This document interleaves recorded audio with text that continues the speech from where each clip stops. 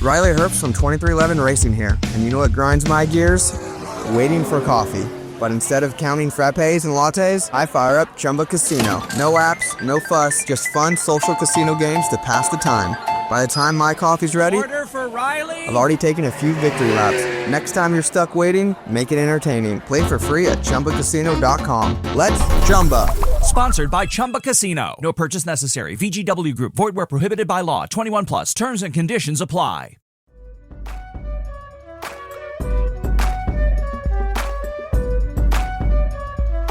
Wednesday, August 6, 2025. You are listening to the Daly Dose Sports Podcast, and I am your host, Clint Daly, coming to you from my high seat here in Denver, Colorado, and we are back for another week of talking sports with a dose of common sense. Hey, happy Wednesday to you. Hope you had a good weekend. Hope your week is going well. Hope you, your family, your friends, you're all staying strong, and you're all staying healthy right now. And hey, we're starting to get to an interesting time of year, right? Because the NFL preseason is now underway as the Pro Football Hall of Fame game took place last Thursday evening, and the Los Angeles Chargers trounced the Detroit Lions 34-7. And then on Saturday, we saw the Hall of Fame induction. We saw 4 very deserving players get in. Wide receiver Sterling Sharp, been a long time coming. He deserves to get in. Defensive back Eric Allen was a great one. Defensive lineman Jared Allen and tight end Antonio Gates were given their bust in Canton, Ohio. But the game itself, like, what do you take from that?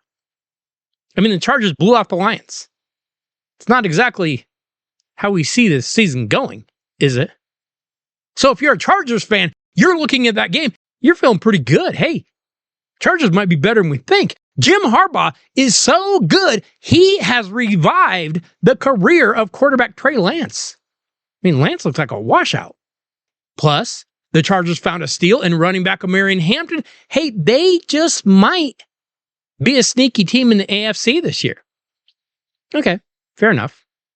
Meanwhile, if you're a Lions fan, then you're saying, hey, it's just preseason, nothing to see here. Okay, so who's right? Well, in a way, they're both a little bit right. Understand this. In the NFL preseason, you can sometimes see some very good individual performances. Hey, maybe Trey Lance can revive his career a little bit. Maybe Hampton is going to be a solid runner for the Chargers. However, you cannot take anything from the team results whatsoever. Always remember, back in 2008, the Detroit Lions went 4-0 in the preseason and then went 0-16 in the regular season. Hey, some teams are trying, others are not. Some players are trying, others are not. Preseason football is a mess, and you really can't take much from it. Oh, but make no mistake, I will be watching my own team. Hey, today on The Dose, we will continue getting you ready for that football season. We're actually going to be taking a look at some of the best players in the NFL this year. And our Daly Dose Top 5 is going to take a look at some of the insanity that is college football. But first, we do have a little bit of news to jump into. And let's stay in the NFL, where we are seeing a few players holding out right now, and it's starting to get a little bit bitter. Cincinnati Bengals defensive lineman Trey Hendrickson is at camp with the Bengals, but he's not practicing. Okay, at least he's there, right? Meanwhile, in Dallas, linebacker Micah Parsons has asked to be traded because the Cowboys are not giving him the offer he wants. Hey, Micah Parsons is pretty good. In just 63 games, he has tallied 52.5 sacks. He has been a wrecking ball defensively. I mean, when you see other players, TJ Watt, Max Crosby, Myles Garrett, getting massive contracts, yeah, Parsons wants a little bit of that money. But the Cowboys are going to stretch this out. And they'll probably end up paying more in the long run. Remember, back in the heyday of the Cowboys, you know, when they actually won games, remember Jerry Jones didn't want to pay Emmitt Smith. And he sat out a few games before eventually bringing him back and going on to winning a Super Bowl. I think we were still watching that on black and white TV. I don't remember. And in Washington, Pro Bowl wide receiver Terry McLaurin, the Commanders' star wide receiver, has also asked for a trade. He is frustrated by that front office's inability to give him a contract extension. And I mean, he's only been their top offensive weapon. Since 2019, McLaurin has been Washington's most consistent playmaker. He has put up with some really bad quarterbacks, but they don't seem to want to pay him, which is a little bit weird. You know, I'm sure all three of these guys are going to end up getting deals. It might take some longer than others. And in the case of Micah Parsons, it could be halfway through the season before he gets a deal. But here's the biggest thing I keep thinking of. While we have both the Cowboys and the Commanders dealing with this, the Philadelphia Eagles are out working on the football field. Like they have a Super Bowl trophy in the closet. They forgot about that. They're on the field getting better every day. And something tells me that as these two teams in the NFC East are going through these contract disputes, the Eagles are just going to plow through that division really, really easily once again. I don't know. I'm starting to get a little bit concerned about what I'm seeing from the NFC East outside of the Eagles.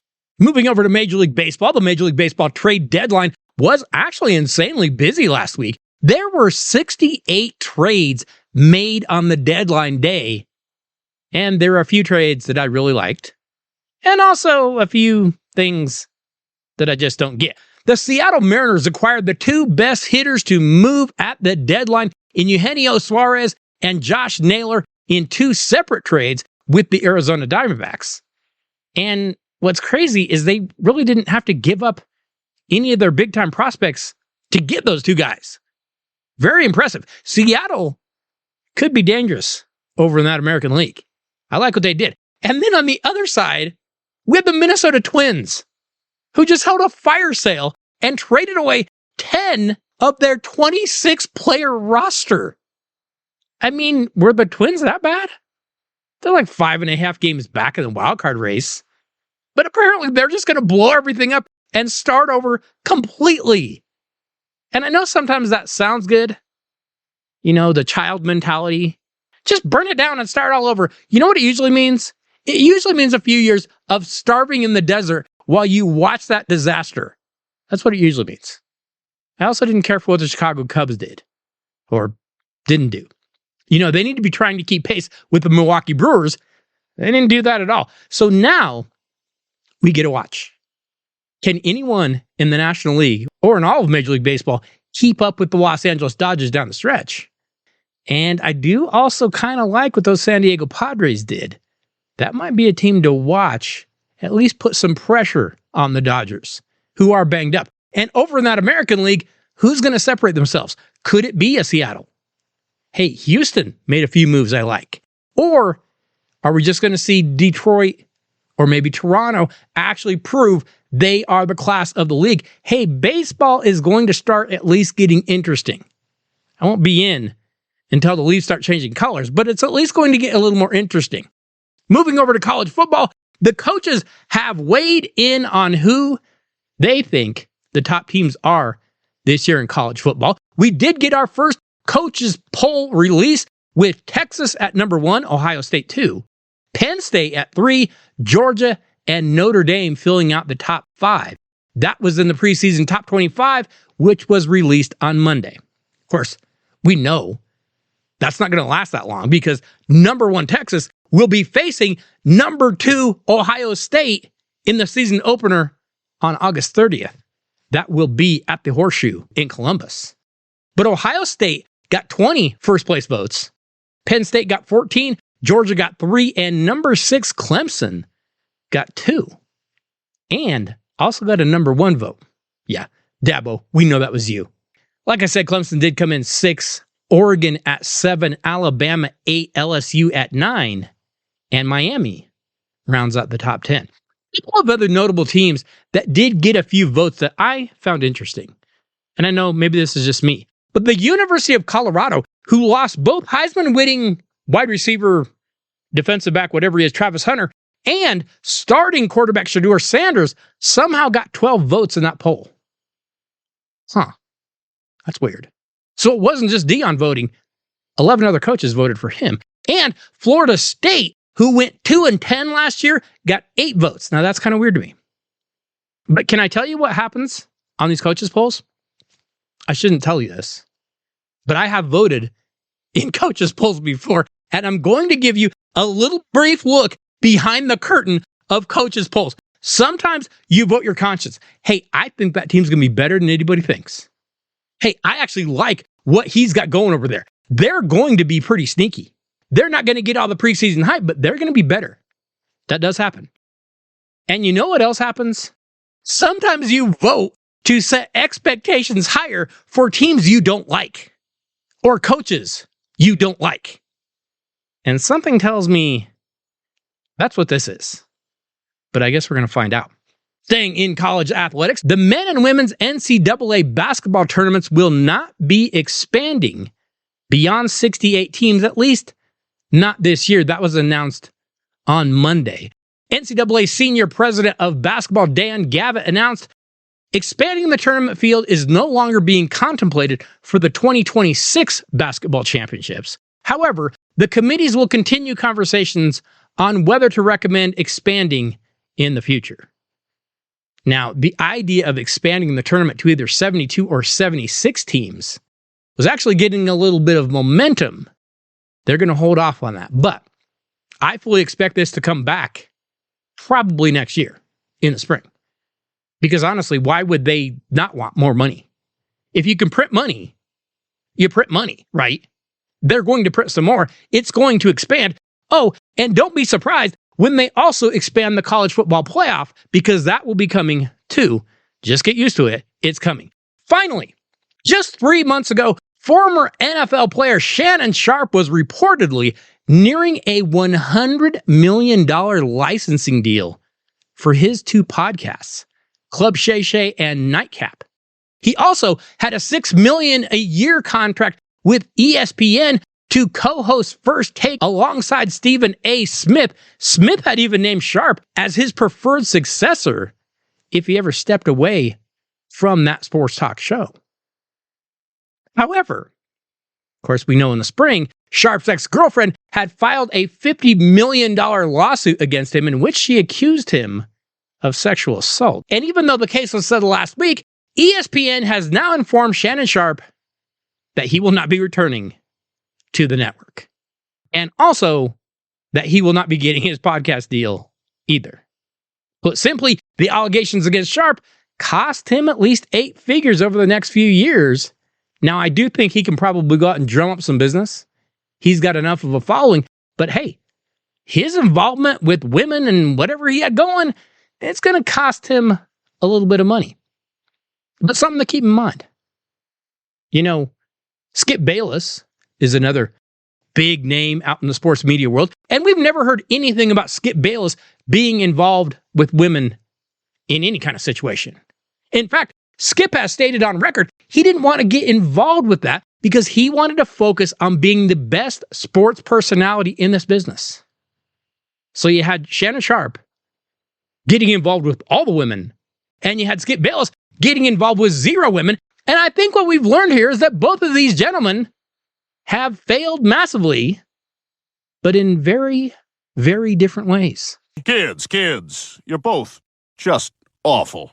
Hey, it's Ryan Seacrest. Life comes at you fast, which is why it's important to find some time to relax. A little you time. Enter Chumba Casino. With no download required, you can jump on anytime, anywhere for the chance to redeem some serious prizes. So treat yourself with Chumba Casino and play over 100 online casino-style games, all for free. Go to ChumbaCasino.com to collect your free welcome bonus. Sponsored by Chumba Casino. No purchase necessary. VGW Group. Void where prohibited by law. 21 plus. Terms and conditions apply.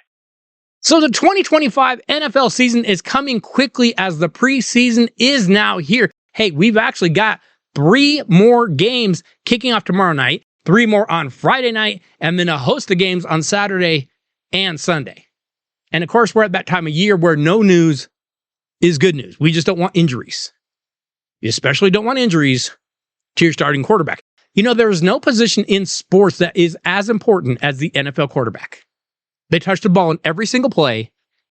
And if they're bad, you can win, but you have to be great everywhere else to even have a chance. Well, today we are going to bring you our Daily Dose power rankings for the top 10 NFL quarterbacks right now. And here's the caveat that I have. If I were drafting right now, all things being equal, here are the quarterbacks that I would select. Let's start off at number 10. And at 10, I'm going to put a guy that has been much maligned in his career. And actually, just a couple of seasons ago, it was kind of looking like Baker Mayfield might wash out of the league. But he went to Tampa, and his career has taken off. Drafted number 1 by the Cleveland Browns back in 2018, he struggled, and then you'll remember they brought in Deshaun Watson and let him go. He went to Carolina. Didn't do very well. He went to the Rams as a backup, and I think he kind of figured some things out working with head coach Sean McVay. Because then he signed with Tampa. Do you realize that Baker had the best year of his career last year, completing 71% of his passes? He threw 41 touchdowns, but Baker would be my number 10. At number 9, and this might be a little too low, but I need more proof before I move second-year Washington quarterback Jaden Daniels up any higher. Last year, Daniels could not have been more impressive as a rookie. He went 12-5. He threw 25 touchdowns. He had nearly 3,600 yards and took the Commanders all the way to the NFC title game. In addition, he ran for 6 more touchdowns. But I've seen this before in Washington. Robert Griffin started strong, but he couldn't stay healthy. And last year, everything that could break right broke right for Washington. I want to see a little bit more, but right now, I have Jaden Daniels at number 9 because that was one of the best starts I've seen in history. Okay, I know I'm going to get some pushback, but at number 8, I'm going to place Philadelphia Eagles quarterback Jalen Hurts. And I know he doesn't put up big passing numbers, but he's a guy that just does what his team asks him to do. And he does it pretty well. In 2024, it looked like Jalen was pressing a little bit. Last year, he looked like he let the game come to him, and he led the Eagles all the way to a Super Bowl win. Yes, I know his passing numbers weren't quite as strong. He didn't even break 3,000 yards passing, but he threw for 18 touchdowns. He ran for 14 touchdowns. Yeah, I'd take Jalen Hurts on my team in a second. I've got him at number 8. At number 7, I'm going to put another young guy that actually took a bit of a step backward last year, and I want to see what he does this year. But the Houston Texans' C.J. Stroud still led his team to the playoffs, and he got him a playoff win. In his rookie season, C.J. threw for 4,100 yards. He had 23 touchdowns and only 5 interceptions. Well, last year, his yardage dropped to 3,700 yards. He only had 20 touchdowns, and his interceptions jumped up to 12. But he also got sacked 52 times. Protect your quarterbacks, Houston. And like I said, while he did take a step back last year, he beat the Los Angeles Chargers in the playoffs, and he gave the Kansas City Chiefs all they wanted. So C.J. Stroud would be my number 7. At number 6, I will put Detroit Lions quarterback Jared Goff, who led one of the best offenses in the league last year. But of course, then they got taken out in the postseason. But that wasn't all his fault. He did have a rough game. But after starting his career in LA with the Rams, Goff got traded to Detroit. And it seemed like this has actually worked out for both players and both franchises. Yes, I know Goff has a ton of weapons in Detroit, but I mean, he threw for 4,600 yards last year. He had 37 touchdowns. And Goff isn't a guy that gets out of the pocket and makes plays with his legs. He's a guy that sits in the pocket and carves you up. Jared Goff's pretty good, though. He's my number 6. At number 5, I will put the guy that the Lions traded for Jared Goff, and that, of course, is Los Angeles Rams quarterback Matt Stafford. Now, remember, Stafford was stuck with those terrible Lions teams for the first 12 years of his career. He was good, but he had just a 74-90 record. He did have one tie. But he went to LA. He got put in Sean McVay's scheme. He is now 34-23 as a starter in LA, and he did win a Super Bowl there. Last year, I kind of kept doubting the Rams. But Stafford just kept willing them to win. He didn't even have that great of stats. But he came up with big plays when they had to have him. And somehow, he led the Rams to the postseason where they smacked the Vikings and then gave the eventual Super Bowl champion Eagles all they wanted for 60 minutes. Now, I am concerned about his health issues this year. He's already banged up, but I'll still take Matt Stafford at number 5. At number 4, I'm going to put Baltimore Ravens quarterback Lamar Jackson, who just keeps proving that he is one of the top quarterbacks in the league, but he also keeps coming up short in the playoffs. Having said that, it's not always his fault. Last season, of course, Lamar was in that dogfight for the MVP award, but he came up short, and the Ravens once again crashed and burned in the postseason. But hey, Lamar had the best year of his career. He passed for nearly 4,200 yards. He had 41 passing touchdowns and another 4 rushing touchdowns. Hey, Lamar can just beat you in so many ways. He puts so much pressure on defenses. I love Lamar Jackson. I've got him at number 4. At number 3, I will put the quarterback on this list whose team keeps letting him down. And that, of course, is the Cincinnati Bengals and quarterback Joe Burrow. You know, the real knock on Burrow is that he just hasn't stayed healthy. But again, that's not his fault. That is usually the fault of his team. In his 5 seasons so far, Joe Burrow has been sacked an insane 196 times. Hey, kids, that's 40 times a year. And all Burrow does is throw really accurate passes. Last year, the Bengals went just 9-8. They missed the playoffs, but he was amazing all year. Burrow threw for nearly 5,000 yards. He had 43 touchdowns. Oh, and by the way, the Bengals offense averaged 28 points a game. Unfortunately, in those 8 losses, the awful defense allowed 34 points per game. Hey, it's hard to score 35 points a game on NFL defenses. That's tough. And Burrow almost did it. I've got him at number 3. At number 2, I will place the MVP Buffalo Bills quarterback Josh Allen, who just keeps putting up amazing seasons and then just keeps getting beat by the Kansas City Chiefs in the playoffs. Allen, of course, did win that MVP last year. He put up 40 total touchdowns. He led the Bills to the AFC title game. And once again, a lot of times, Josh Allen is at the mercy of what his defense does. And in a lot of big games, they let him down. But he's so big. He's so strong. He can beat you with his arm. He can beat you with his legs. And the biggest positive I took away from last season was that he eliminated a lot of those, what in the world is he thinking plays. That will be huge again this year. Because I actually think the Bills have upgraded their defense a little bit. Buffalo's going to be tough. I've got Josh Allen at 2. And if you gave me the first pick in an NFL draft, as much as it would pay me to admit it, I'd have to take Kansas City Chiefs quarterback Patrick Mahomes. And yes, I know the Chiefs offense dropped a bit last year. They didn't have the offensive weapons that they've had in the past. Travis Kelce is getting older. But even in that Super Bowl against the Eagles, everything going the Eagles' way, you still were a little bit nervous that maybe Mahomes was going to get hot and find some magic and find a way to get things interesting. And yes, I know it does help that he's in Andy Reid's offense. And yes, sometimes Andy Reid's offense gets a little too cute. But Patrick Mahomes is just so dangerous. He makes plays when the game is on the line, and I would still make him my number 1 NFL quarterback until someone else comes and takes that crown. It is Ryan Seacrest here. There was a recent social media trend which consisted of flying on a plane with no music, no movies, no entertainment. But a better trend would be going to ChumbaCasino.com. It's like having a mini social casino in your pocket. Chumba Casino has over 100 online casino-style games, all absolutely free. It's the most fun you can have online and on a plane. So grab your free welcome bonus now at ChumbaCasino.com. Sponsored by Chumba Casino. No purchase necessary. VGW Group. Void where prohibited by law. 21 plus. Terms and conditions apply. Hey, remember that you should be stopping by DailyDoseSports.com every week to check out what new things we have going on over there. Got links to the podcast.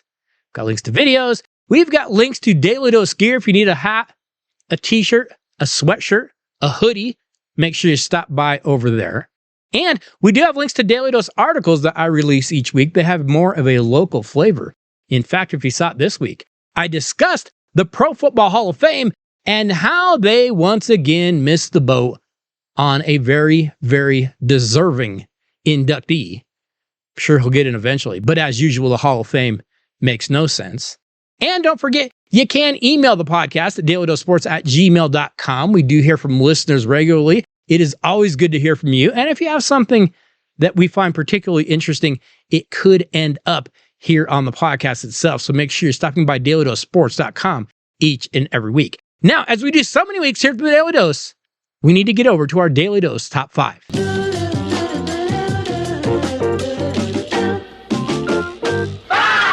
Okay, it's not just the NFL. College football will be cranking things up in just a matter of weeks, and I don't know why, but college football just hits different. The traditions, the passion, the pageantry, the rivalries, the tailgating, the stadiums. College football is just a completely different entity. Did I mention the stadiums? Did you know that in the entire world, of the 20 largest stadiums on the planet, 12 of them belong to American universities? Yeah, our college football stadiums in this country, they're just insane. And they're always looking to get bigger and louder and create even more of a home field advantage. Today, our Daily Dose Top 5 is counting down the largest college football stadiums in terms of capacity. And I probably need to hurry up because as I speak, I'm sure a few of these crazy stadiums are adding a few more seats. We start off at number 5. And we go to a stadium that has a rich tradition and also some of the wildest traditions in the country. Because Tiger Stadium in Baton Rouge, Louisiana has had some wild moments in its history. And Louisiana State University has some of the richest traditions in the country. From the tailgating and folks at the tailgate out there making gumbo in 55-gallon drums, to at one point, LSU keeping a live tiger on the field in a cage next to the opponent's tunnel as they entered the field. But Tiger Stadium has a history of getting loud. And I mean really loud. How loud? Well, loud enough to set off the earthquake sensors. Back in 1988, the undefeated Auburn Tigers came to town, and when the 2-2 LSU Tigers pulled off an improbable upset in the final seconds, the seismic earthquake sensors on campus registered an earthquake equivalent to a 5.0. The stadium shook. Windows were actually broken on campus. But I mean, what do you expect when your stadium holds 102,321 fans? Tiger Stadium at LSU comes in today at number 5. We arrive at number 4. And we go to a stadium that just recently had a massive rebuild in order to expand it even more and to get even more people in there being loud and noisy. You know, they say everything is bigger in Texas. And in 2013, Kyle Field in College Station, Texas, felt like they needed to catch up. The stadium had expanded to 80,000 people back in 1980, but after all of that money Johnny Manziel brought in, the folks at A&M decided to go big or go home, so they went big. Kyle Field was expanded to raise their capacity to 102,733 screaming, yelling fans. And at A&M, they do scream and yell. In fact, the school holds yell practice on Friday nights to teach their fans how to project their voices to make the most noise for opponents. And it works. A&M prides themselves on their crowd being the 12th man and giving them a huge home field advantage. Hey, it's no wonder. When you pack over 102,000 screaming maniacs in your stadium, they make some noise. Texas A&M's Kyle Field comes in today at number 4. At number 3, we go to a school that for years was one of the biggest stadiums in the country, but just recently has slid a couple of notches to the number 3 spot. But considering that the south end of the stadium is still partially open, so that from above the stadium is kind of in the shape of a horseshoe, it's pretty impressive that Ohio Stadium in Columbus, Ohio, still crams in 102,780 fans. For years, the Buckeyes have been in a battle with a couple of conference rivals. They keep upping their capacity, but Ohio State stopped making changes in 2019, but I'm sure they'll add a few more seats here soon. I do need to add the caveat. Ohio State has packed way more people into that stadium than their capacity. In 2016, Their overtime win over the University of Michigan, the reported audience was listed as 110,045 fans, which they claim allowed a number of people into the stadium without seats and just standing room only. But Ohio State comes in today at number 3 because, like I said, their official capacity is listed as 102,780, even though they have had at least 10 games with attendance over 108,000. We're keeping it official today. So Ohio State comes in at number 3. The number 2 largest stadium in all of college football is at a school that doesn't just pack the fans in, they do it in very impressive fashion. Because it's one thing to see a stadium that is packed. It's another thing entirely to pack your stadium with over 107,000 fans, all wearing white in a night game in University Park, Pennsylvania.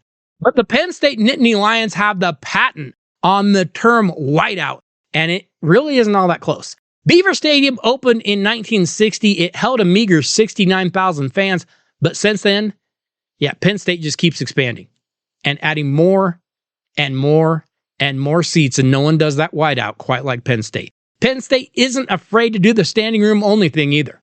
In fact, a record crowd of over 111,000 fans watched them lose to Ohio State last year on November 2nd. But based on official capacity, Beaver Stadium, the home of the Penn State Nittany Lions, comes in at number 2. So we reach the largest college football stadium in the country in terms of capacity, and not only is our number 1 entry the biggest college football stadium in the USA, it is the biggest stadium in the United States, period. And it is actually also ranked as the number 3 biggest stadium on planet Earth, behind 2 stadiums in Asia. But Michigan Stadium in Ann Arbor, Michigan, is currently the largest stadium in all of college football, and then some. Yes, the Big House, as it is known, has an official capacity of 107,601 seats, but it has hosted crowds in excess of 115,000. Michigan Stadium, of course, was built in 1927 at a cost of $950,000. Its original capacity was 72,000, but it has had at least 10 significant expansions to try to cram more people in there. Sure, Michigan Stadium doesn't really have any upper levels, so they just kept building it out. So when you're at the top of that bowl, it's not that you're that high, but you are like 14 blocks away from the actual field. But hey, the University of Michigan boasts the largest stadium in the United States and the Western Hemisphere, the 3rd largest stadium in the world, and the 34th largest sports venue in the entire world. Again, college football is just different. From the stadiums, to the traditions, to the silly songs, and the mascots, and the fans, and the games themselves, college football is a unique entity, and I cannot wait for it to come back.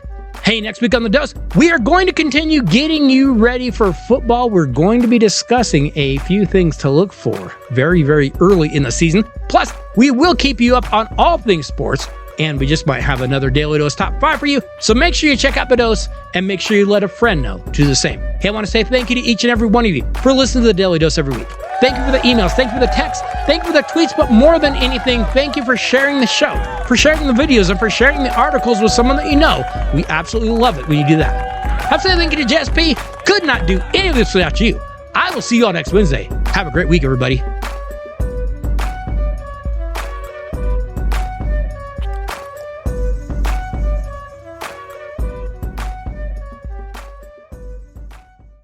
Kids, you're both just awful. Hello, it is Ryan, and we could all use an extra bright spot in our day, couldn't we? Just to make up for things like sitting in traffic, doing the dishes, counting your steps, all the mundane stuff. That is why I'm such a big fan of Chumba Casino. Chumba Casino has all your favorite social casino-style games that you can play for free anytime, anywhere with daily bonuses. So sign up now at ChumbaCasino.com. That's ChumbaCasino.com.